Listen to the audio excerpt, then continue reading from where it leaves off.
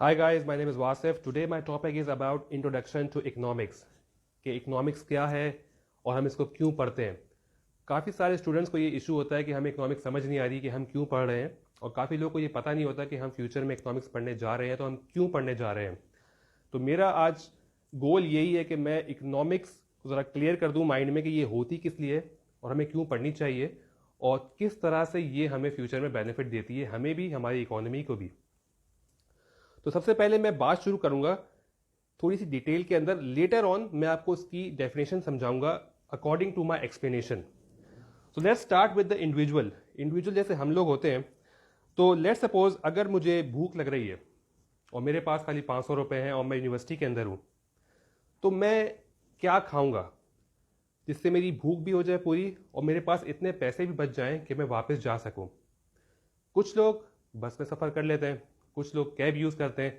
तो आप अपनी प्रायोरिटीज़ के हिसाब से अपनी नीड को पूरा करेंगे। इट्स मीन कि अपनी जो कार रिसोर्सेज हैं उसको आप यूज़ करेंगे अकॉर्डिंगली कि आप कितने का खाएंगे और आप कितना ट्रांसपोर्टेशन पे लगाएंगे। तो ये भी इकोनॉमिक्स है। तो ये तो हो गई बात इंडिविजुअल की। अगर हम बात करते हैं हाउस होल्ड क्या होते हैं? फैमिली और एज अ यूनिट 5-6 लोग साथ रहते हैं तो वो एक यूनिट बन जाते हैं। अब लेट सपोज एक फैमिली का सरबराह है, उसकी क्या प्लानिंग होती है? हर महीने वो कुछ अर्निंग करता है और उस अर्निंग में से वो ये देखता है कि मुझे कितने पैसे सेव करने हैं, कितने पैसे किस चीज़ों पे लगाने हैं। थोड़ा सा हम इसको और अगर डिटेल में ले जाएं तो इसमें क्या होता है? लेट सपोज कुछ महीनों बाद ईद आ रही है, क्रिसमस आती है या दिवाली आती है, तो हम पहले से ही सेविंग शुरू कर देते हैं। ये भी इकोनॉमिक्स है, ठीक है। उसके बाद क्या है? अच्छा, एक और ये भी होता है कि आजकल फैमिलीज के अंदर कि अगर आपके घर में शादी आ रही है, आपको पहले से 1 साल पहले आप हॉल बुकिंग कराना शुरू कर देते हैं। क्यों? क्योंकि आपको पता है कि इस टाइम पे आपको चीज़ सस्ती मिल जाएगी। ये भी इकोनॉमिक्स है। तो ये तो बात हो गई इंडिविजुअल की और हाउस होल्ड की। अब हम बात करते हैं बिजनेस की। बिजनेस कैसे इकोनॉमिक्स को अप्लाई करता है अपनी बिजनेस लाइफ के अंदर। सबसे पहले वही चेक करता है कि हमें बनाना क्या है, किस चीज़ की मार्केट में डिमांड है, हम वो चीज़ बनाएंगे। क्या आप प्राइस सेट करेंगे? ये सब कुछ इकोनॉमिक्स का पार्ट है। लेटर ऑन अगर हम बात करें गवर्नमेंट की, गवर्नमेंट क्या करती है?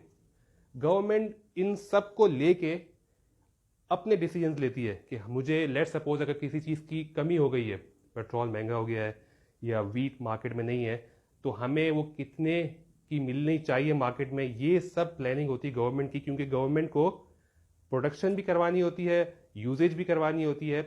तो ये सब कुछ इकोनॉमिक्स का पार्ट है। थोड़े दिन पहले पेट्रोल की प्राइस बढ़ी थी, तो जब प्राइस बढ़ी तो लोगों ने काफ़ी डिटेल में बात की कि भाई प्राइस नहीं बढ़नी चाहिए। ये government on the basis of economic data अपने डिसीजंस लेता है। अच्छा, अब मैंने आपको कहा था कि मैं आखिर में बात करूंगा कि इकोनॉमिक्स की डेफिनेशन क्या है। बेसिकली इकोनॉमिक्स की डेफिनेशन है, क्योंकि पहले तो ये चारों जो हैं ये इकोनॉमिक एक्टर्स हैं। ये चारों किस तरह बिहेव करते हैं, इसकी स्टडी को इकोनॉमिक्स कहते हैं। तो बेसिकली अगर ये चारों इंटरलिंक्ड हैं और किस तरह से बिहेव कर रहे हैं, लेट्स सपोज इंडिविजुअल जब कोई खर्चा करता है तो ये हाउस होल्ड पे अफेक्ट पड़ता है। ये दोनों कोई खर्चा करते हैं तो बिजनेस में अफेक्ट पड़ता है, और जब कोई बिजनेस कमाता है या कुछ प्रोडक्शन करता है तो उससे टैक्स जनरेट होता है तो उसका गवर्नमेंट पे अफेक्ट पड़ता है। तो ये सब के सब आपस में इंटरलिंक्ड है। अच्छा, अब हम बात खत्म करने से पहले हम ये बात करेंगे कि अगर तो आपको इकोनॉमिक्स समझ नहीं आ रही अपनी क्लास में, तो बेसिकली इसका मकसद यही है, इसका मसला यही है कि या तो आपके कॉन्सेप्ट्स वीक है या आप रैशनली नहीं सोच रहे, आप खाली बुक को पढ़ रहे हैं और आप उससे अपनी कोई अलग इकोनॉमिक्स निकाल रहे हैं। तो ये थी आपकी एक small introduction about economics. Hope आपको ये वीडियो अच्छी लगी होगी। आप इसको लाइक करें, सब्सक्राइब करें। Thank you.